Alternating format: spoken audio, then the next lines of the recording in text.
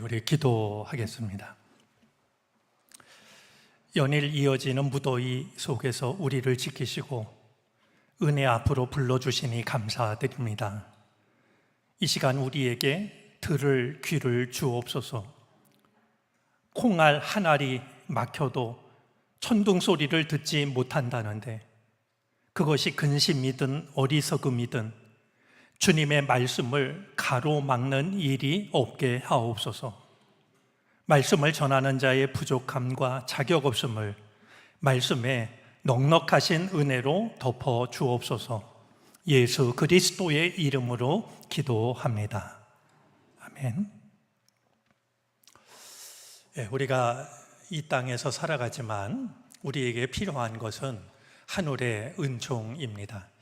오늘도 예배하는 우리들에게 주님께서 하늘의 문을 열어주시기를 바랍니다. 이 땅에서 얻을 수 없는 주님만이 주실 수 있는 하늘의 은총과 평화를 우리 모두에게 허락해 주시기를 바랍니다. 요즘 날씨를 보면 이러다가 온도계가 고장나는 게 아닐까 이런 생각이 듭니다.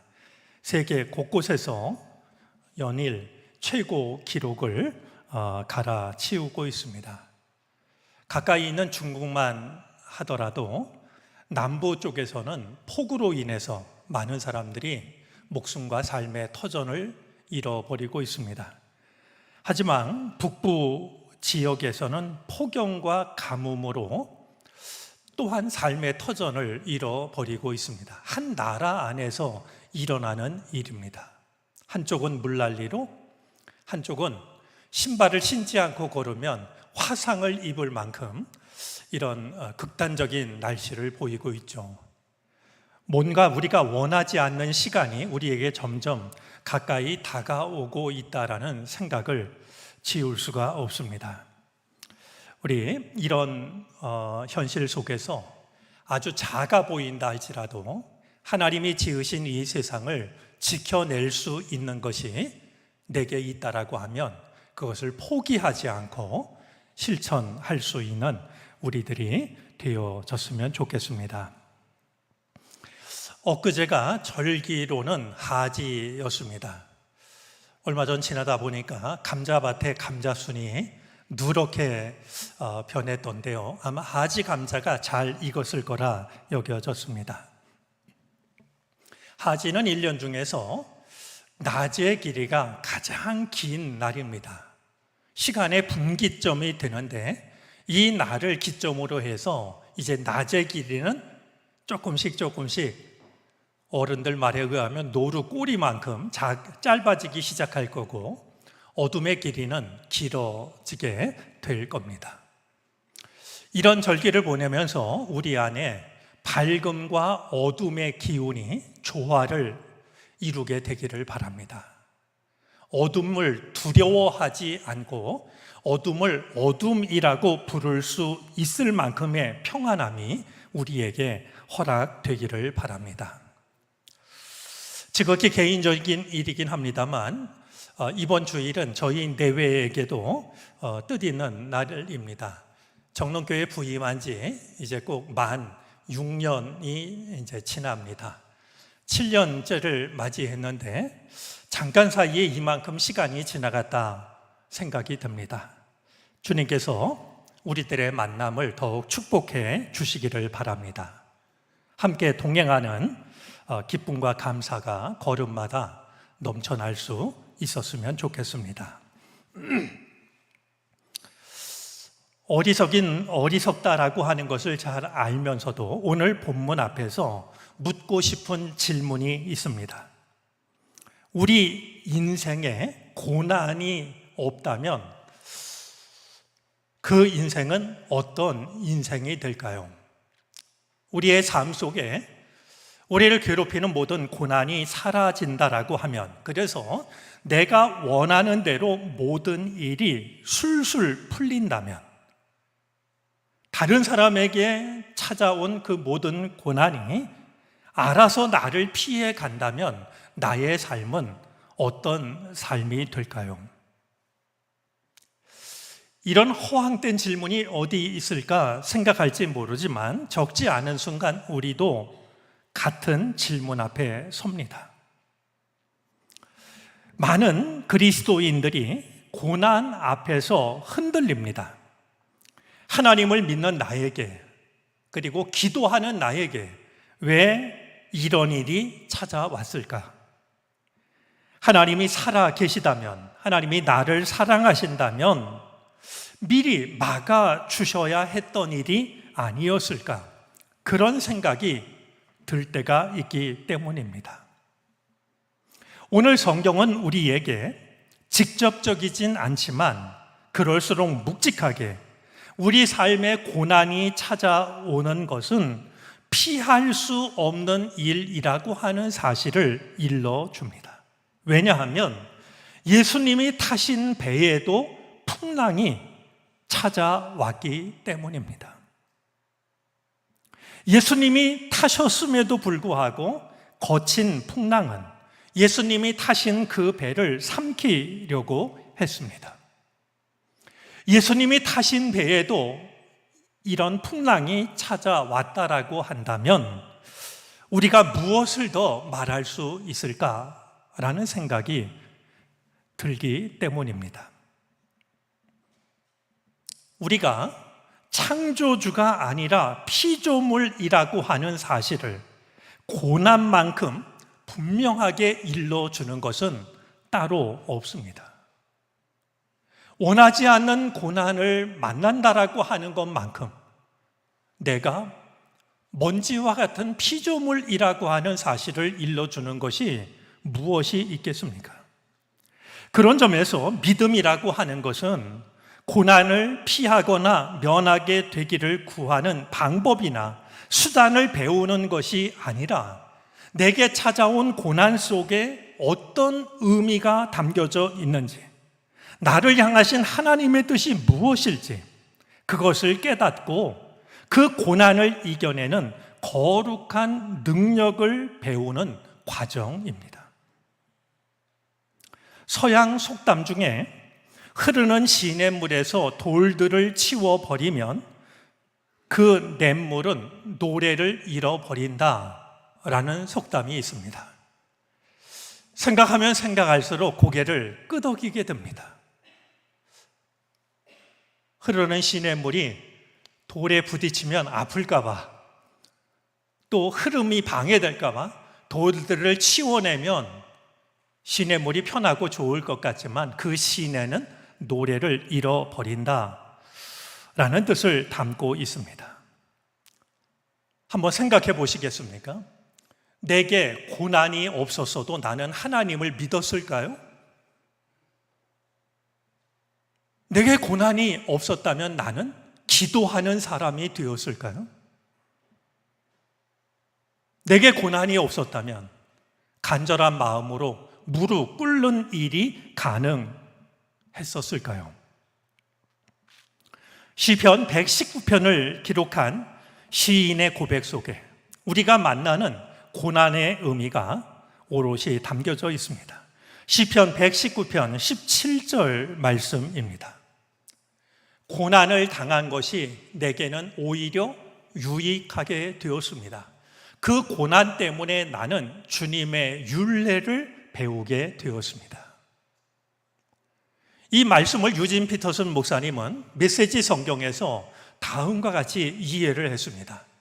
나의 고난이 변하여 최선의 결과를 냈으니 내가 주님의 고난 교과서로 배우게 되었기 때문입니다.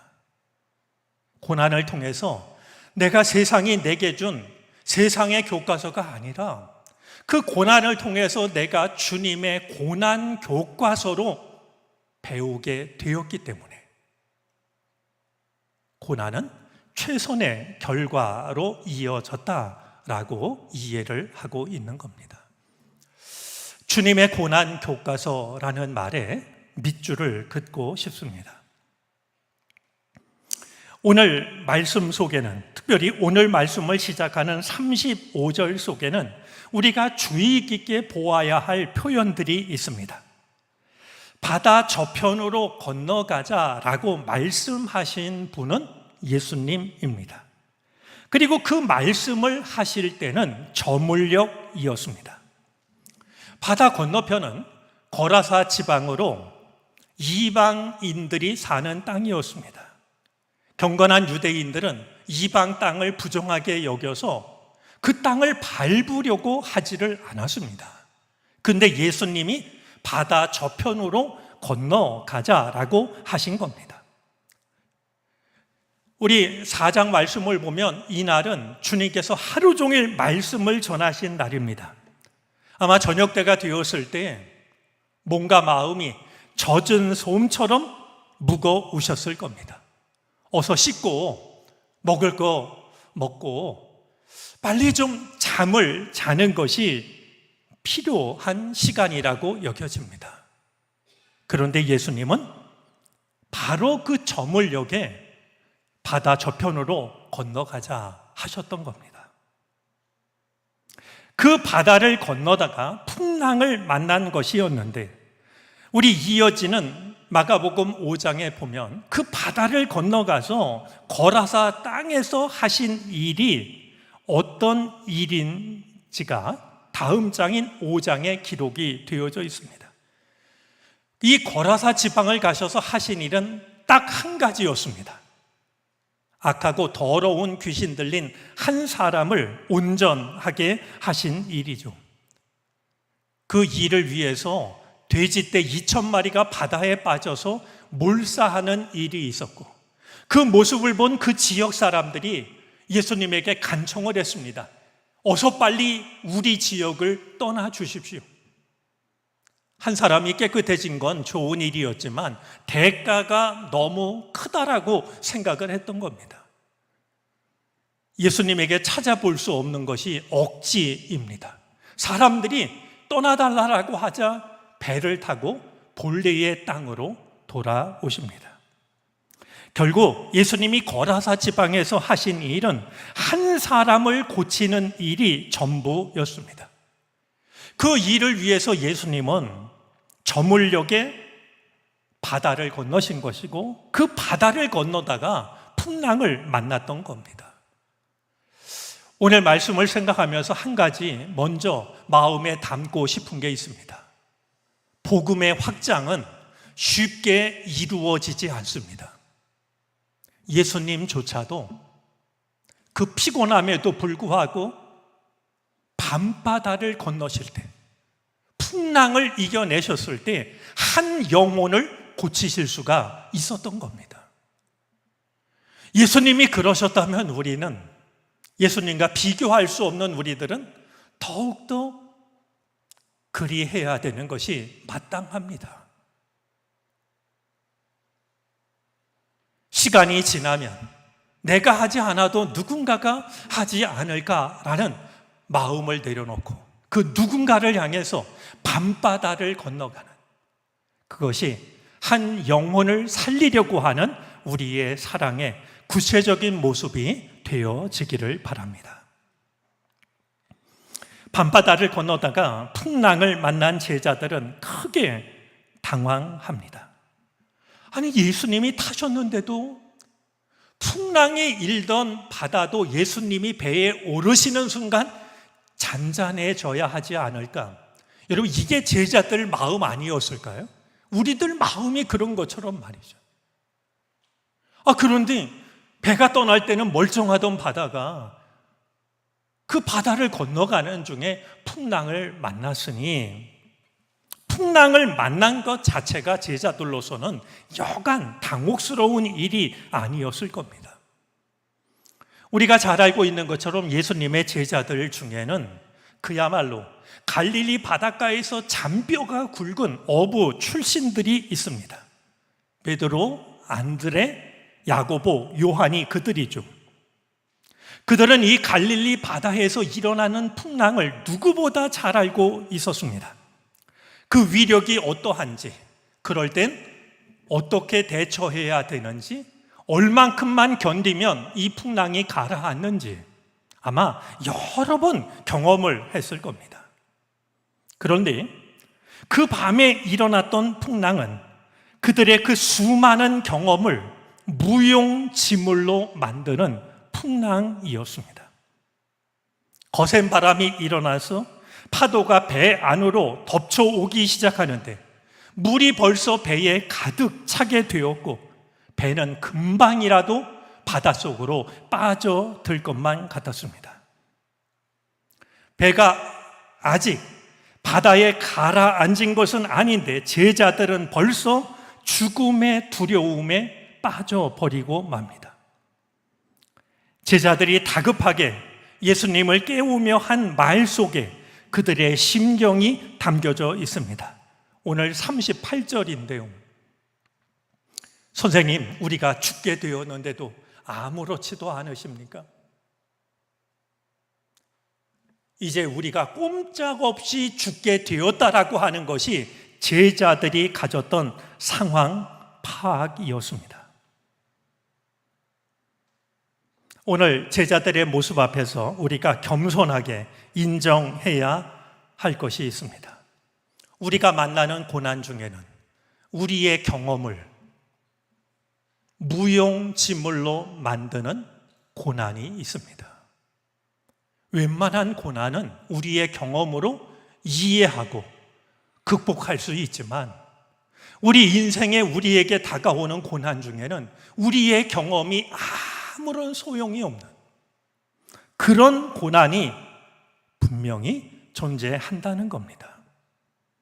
그러기에 우리가 늘 겸손하게 드려야 될 기도가 있습니다. 어느 무명의 그리스도인이 쓴 짤막한 기도문인데요. 우리가 한번 기도하는 마음으로 읽어보도록 하겠습니다. 우리 한번 읽어주시겠습니까?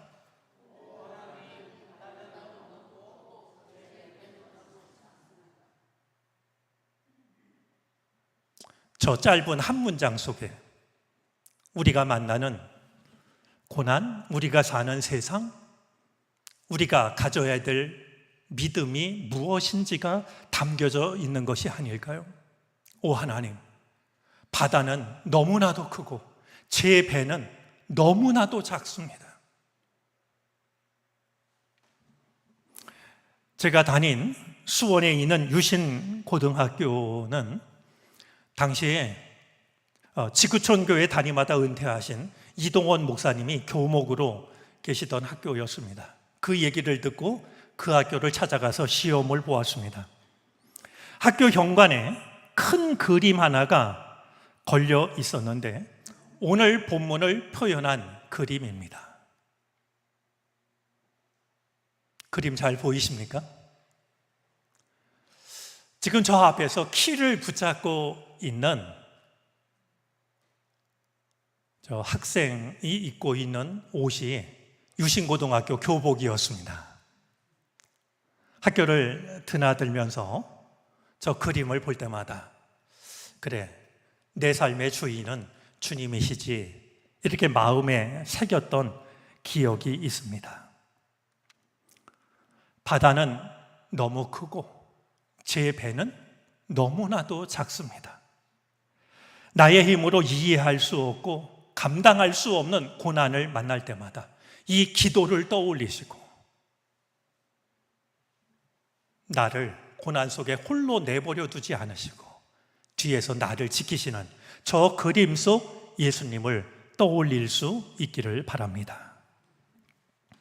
자, 바로 이때 바다의 풍랑이 닥쳐왔을 때 이러다간 우리가 꼼짝없이 죽게 되고 말았다고 두려움에 빠졌을 때 예수님은 무엇을 하고 계셨을까요? 우리가 잘 알고 있는 것처럼 예수님은 잠을 자고 있었습니다. 고물에 베개를 베고 주무시고 계셨습니다. 요즘 우리말이 점점 어렵다 이렇게 얘기하시는 분들이 있는데요. 고물은 배의 뒤쪽입니다. 배의 앞쪽을 뭐라고 불렀는지 기억나는 분 있습니까? 고물은 배 뒤쪽이고 배 앞쪽은 이물입니다. 그렇게 중요한 건 아니지만 예수님이 어쩌 구석에서 한쪽에서 주무시고 계셨다라는 그런 뜻이 되겠습니다. 제자들은 꼼짝없이 죽게 되었다고 두려워하고 있는데 아무것도 모르고 예수님은 잠을 자고 있었으니 너무나도 천하태평처럼 여겨집니다. 이 대목에서 질문하게 됩니다. 예수님이 정말 모르셨을까? 아무것도 모를 만큼 금방 골아 떨어지신 것일까? 그야말로 코를 드르렁 골면서 잠에 빠졌던 것일까? 우리가 떠올려야 할 것이 있습니다. 예수님의 가르침은 말로써 전해진 가르침이 전부가 아닙니다. 그분의 삶이 가르침이었습니다. 기도만 가르치신 것이 아니라 새벽 미명의 홀로 한적한 곳을 찾아가 기도하심으로 기도가 무엇인지를 몸으로 보이십니다. 사랑하라고 말만 하신 것이 아니라 나병 환자를 고치실 때에는 그를 어루만져 주시기도 하고 마지막 식사를 하실 때는 제자들의 발을 무릎 꿇고 손수 닦아 주시기도 했습니다. 하나님의 구원을 믿으라고만 말씀하신 것이 아니라 십자가를 지심으로 하나님의 구원이 어떻게 가능한지를 몸으로 보여주셨습니다. 풍랑 속에서 단잠을 주무시는 것 또한 말 없는 가르침이었습니다. 어떤 가르침이었을까요? 바람과 바다를 꾸짖어서 잔잔하게 하신 뒤에 제자들을 책망하셨던 말씀 속에 그 답이 담겨져 있습니다. 오늘 본문 40절인데요. 주님은 바람과 바다를 꾸짖어 잔잔하게 하신 뒤에 제자들을 이렇게 책망하셨습니다. 왜들 무서워하느냐? 아직도 믿음이 없느냐? 풍랑 속에서 죽게 될까 봐 벌벌 떨고 있는 제자들에게 아직도 믿음이 없느냐라고 하십니다. 풍랑을 만난 제자들이 보였던 그 모습은 곧 믿음이 없는 것과 다를 것이 없다라고 하신 겁니다. 그렇다면 예수님께서 원하셨던 믿음은 어떤 믿음이었을까요? 그것이 바로 예수님의 모습입니다. 풍랑 속에서 단잠을 잘 수 있는 믿음. 예수님은 지금 잠을 주무심으로써 제자들에게 말없이 믿음이란 이런 거란다. 풍랑을 만났을 때 두려워 떠는 것은 믿음 없는 자도 누구나 다 같이 똑같이 보이는 모습인데 믿음이라고 하는 것은 이런 풍랑 속에서도 내 생명을 하나님께 맡기고 단잠을 잘 수 있는 것이 믿음이다. 바로 이것을 주님은 제자들에게 그리고 성경을 읽는 우리들에게 말없이 가르치고 계십니다. 이것을 흔히 생명 여탈권이라고 부르기도 합니다.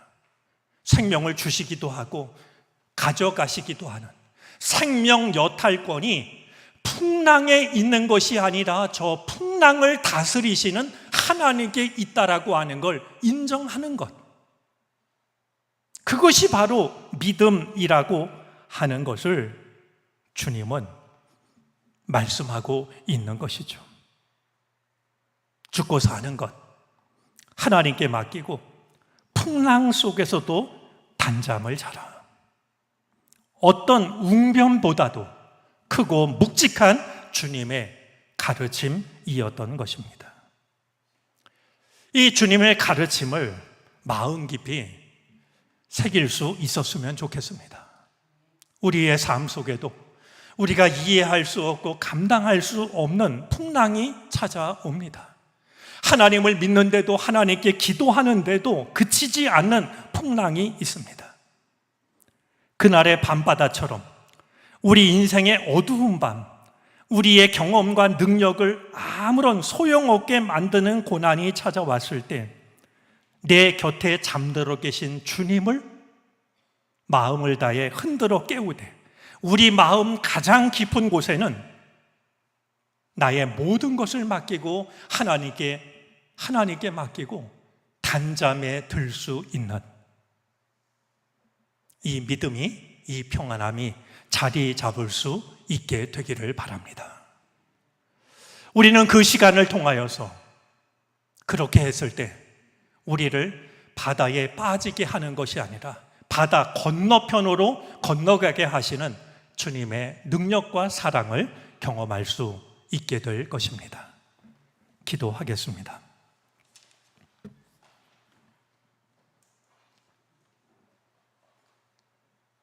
내 키보다 높은 파도만 보아도 철렁 가슴이 내려앉는 우리들입니다.